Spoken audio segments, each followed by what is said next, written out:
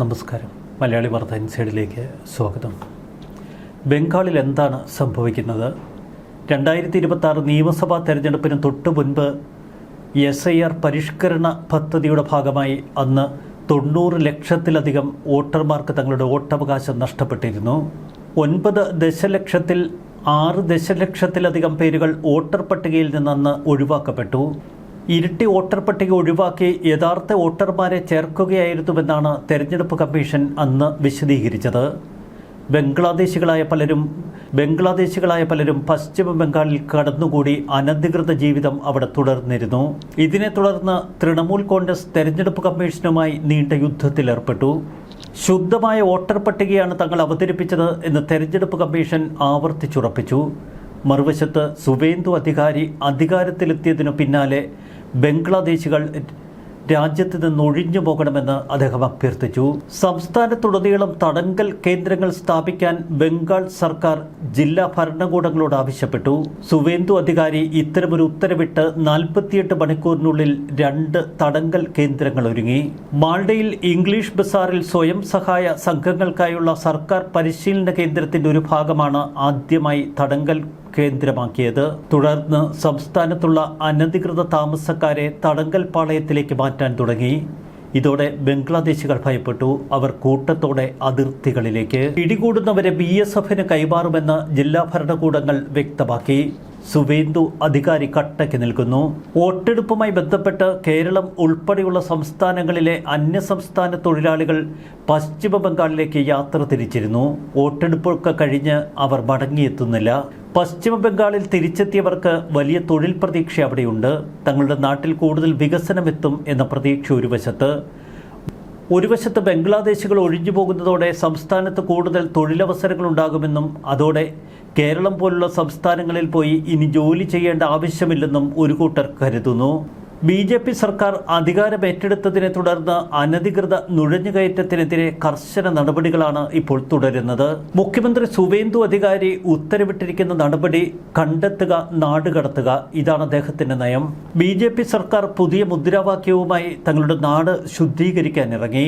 കണ്ടെത്തുക, ഇല്ലാതാക്കുക, നാടുകടത്തുക. ഇതാണ് BJPയുടെ മുദ്രാവാക്യം. ഇപ്പോഴിതാ ഒന്നിലധികം അതിർത്തി പോയിന്റുകളിൽ അനധികൃത ബംഗ്ലാദേശി കുടിയേറ്റക്കാരുടെ വലിയ സംഘങ്ങൾ തമ്പടിച്ചിരിക്കുന്നു.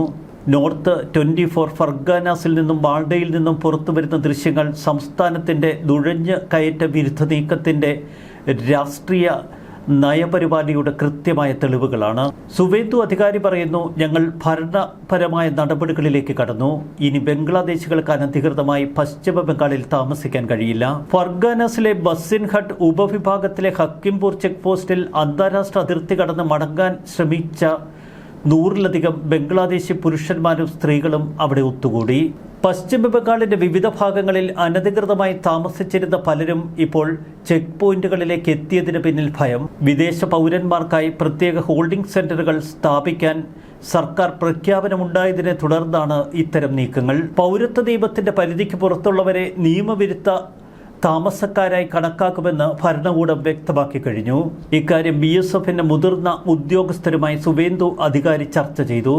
CIAയുടെ പരിധിക്ക് പുറത്ത് പശ്ചിമ ബംഗാളിൽ താമസിക്കുന്നവരെ കണ്ടെത്തി BSFനെ ഏൽപ്പിക്കുകയാണ് ഞങ്ങളുടെ ഉത്തരവാദിത്വം. അനധികൃത കുടിയേറ്റക്കാർ എന്ന് കണ്ടെത്തുന്നവരെ താൽക്കാലികമായി പാർപ്പിക്കാനും അവരെ നാടുകടത്തലിനോ സ്വദേശത്തേക്ക് കൊണ്ടുപോകുന്നതിനോ സൗകര്യമൊരുക്കാനുമാണ് ഇപ്പോൾ തയ്യാറാക്കിയിരിക്കുന്ന തടങ്കൽ പാളയങ്ങൾ. ഇന്ത്യയിൽ അനധികൃതമായി താമസിക്കുന്ന ബംഗ്ലാദേശി പൗരന്മാരെക്കുറിച്ചും റോഹിംഗ്യൻ പൗരന്മാരെക്കുറിച്ചും കേന്ദ്ര സർക്കാർ ചില മാർഗനിർദ്ദേശങ്ങൾ നേരത്തെ പുറപ്പെടുവിച്ചിരുന്നു. ഇതിന്റെ ചുവട് പിടിച്ചാണ് ഇപ്പോൾ പശ്ചിമ ബംഗാളിലെ ഈ നീക്കം. ഇതിനിടയിൽ അനധികൃതമായി പശ്ചിമ ബംഗാളിലെത്തിയ പല ബംഗ്ലാദേശികളും കേരളം, തമിഴ്നാട്, കർണാടക പോലുള്ള സംസ്ഥാനങ്ങളിലേക്ക് എത്തി എന്ന വിവരവും പുറത്തുവരുന്നു. അധികാരികൾ രേഖകൾ പരിശോധിച്ച് ദേശീയത നിർണ്ണയിക്കുകയും അനധികൃത കുടിയേറ്റക്കാരെ അപ്പോൾ തന്നെ തടങ്കൽ കേന്ദ്രങ്ങളിലേക്ക് മാറ്റുകയും ചെയ്യണമെന്നാണ് സുവേന്ദു അധികാരിയുടെ ഉത്തരവ്. ഈ ഭരണപരമായ ചട്ടക്കൂടിന് കീഴിൽ ജില്ലാ മജിസ്ട്രേറ്റുമാരും നിയുക്ത ഉദ്യോഗസ്ഥരും നടപടിക്രമങ്ങൾ പൂർത്തിയാക്കി വരുന്നു. ഇത്തരം ആളുകളിൽ നിന്ന് അവർ ബയോമെട്രിക് വിശദാംശങ്ങൾ ശേഖരിക്കുന്നു. കേന്ദ്ര ഡേറ്റാബേസുകളിലേക്ക് രേഖകൾ അവർ അപ്ലോഡ് ചെയ്യുന്നു. അനധികൃതമായി പ്രവേശിച്ചു എന്ന് കണ്ടെത്തിയാൽ അവരെ 30 ദിവസം വരെ തടങ്കലിൽ വയ്ക്കാം. കുടിയേറ്റത്തെയും വിദേശ പൗരന്മാരെയും നിയന്ത്രിക്കുന്ന പഴയ നിയമങ്ങൾ മാറ്റിസ്ഥാപിച്ച് 2025 immigration and foreigners act Indian സർക്കാർ പ്രസിദ്ധീകരിച്ചിരുന്നു. ഹെഡ് കോൺസ്റ്റബിൾ റാങ്കിലുള്ള പോലീസ് ഉദ്യോഗസ്ഥർക്കോ അവർക്ക് മുകളിലുള്ളവർക്കോ വാറണ്ടില്ലാതെ സംശയിക്കപ്പെടുന്നവരെ നിയമലംഘകർ എന്ന് കണക്കുകൂട്ടി അറസ്റ്റ് ചെയ്യാനുള്ള അധികാരം അവിടെയുണ്ട്. അനധികൃത നുഴഞ്ഞുകയറ്റക്കാരെക്കുറിച്ചും പൗരത്വത്തെക്കുറിച്ചും ദീർഘകാലമായി ബംഗാൾ രാഷ്ട്രീയത്തിൽ ഉയർന്നുവന്ന ചർച്ചയാണ്. സംസ്ഥാനം അനധികൃത കുടിയേറ്റത്തിനും തീവ്രവാദ ശൃംഖലകൾക്കും ഇരയായി എന്നീ ആക്ഷേപം നേരത്തെ തന്നെ BJP ഉയർത്തിയിരുന്നു. നമ്മുടെ രാജ്യത്തിനും സംസ്ഥാനത്തിനും സംരക്ഷണം ആവശ്യമാണ്. ബംഗാൾ റോഹിംഗ്യകൾക്കും തീവ്രവാദികൾക്കും ജിഹാദി ഘടകങ്ങൾക്കും ഒരു ഇടനാഴിയായി മാറിയിരിക്കുന്നുവെന്നാണ് നോർത്ത് മാൽഡയിലെ BJP MP ഖഗേൻ മുർമു പ്രസ്താവന ഇറക്കിയത്.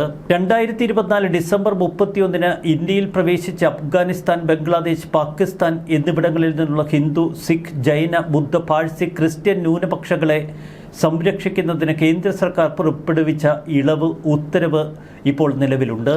പശ്ചിമ ബംഗാളിൽ അനധികൃത കുടിയേറ്റക്കാരുടെ കാര്യത്തിൽ കൃത്യമായ എൻഫോഴ്സ്മെന്റ് നടപ്പിലാക്കി തുടങ്ങി എന്ന് കേന്ദ്ര സർക്കാരും വിശദീകരിക്കുന്നു. മറുവശത്ത് സംസ്ഥാനത്താകെ ബുൾഡോസറുകൾ നിരന്നു. BJP അധികാരത്തിലെത്തി 3 ആഴ്ച തികയുമ്പോഴാണ് ഇപ്പോൾ പശ്ചിമ ബംഗാളിനെ അടിമുടി മാറ്റിമറിക്കുന്ന നിരവധി സംഭവ വികാസങ്ങൾ. അനധികൃത കുടിയേറ്റങ്ങൾ മാത്രമല്ല, അനധികൃത കെട്ടിട നിർമ്മാണങ്ങളും പശ്ചിമ ബംഗാളിൻ്റെ ഒരു ശാപമായി മാറിയിരുന്നു. ഇപ്പോഴിതാ ഈ കെട്ടിടങ്ങൾ കൂട്ടത്തോടെ പൊളിച്ചു മാറ്റുകയാണ് പുതിയ ഭരണകൂടം. പല സ്ഥലങ്ങളിലും TMCയുടെ പാർട്ടി ഓഫീസുകൾ ബുൾഡോസറുകൾ ഉപയോഗിച്ച് തകർക്കുന്നു.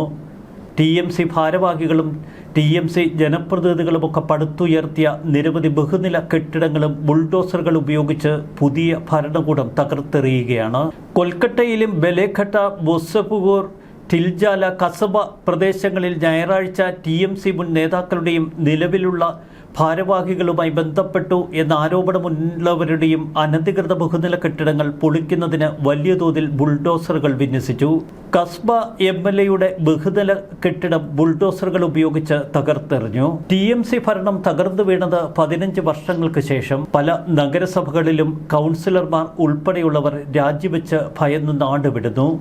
TMC നേതാക്കളുടെ നേതൃത്വത്തിൽ വലിയ അഴിമതിയാണ് ഇതുവരെ പശ്ചിമ ബംഗാളിൽ നടന്നത്. അതൊക്കെ കൃത്യതയോടെ പരിശോധിക്കുമെന്നാണ് പുതിയ ഭരണകൂടം പറയുന്നത്. അഴിമതിയും സ്വജനപക്ഷപാതവും സംസ്ഥാനത്തുടനീളമുള്ള വിവിധ ജില്ലകളിൽ നിന്ന് കുറഞ്ഞത് 1 ഡസൻ കൗൺസിലർമാരെ ഇതിനകം അറസ്റ്റ് ചെയ്തു. പല മുൻ MLAമാരെയും അറസ്റ്റ് ചെയ്തിരിക്കുന്നു പുതിയ സർക്കാർ. എന്തായാലും പശ്ചിമ ബംഗാളിൽ ഒരു സമ്പൂർണ്ണ ശുദ്ധീകരണം, അതാണ് BJP ലക്ഷ്യമിടുന്നത്. ന്യൂസ് ഡെസ്ക് മലയാളി വാർത്ത.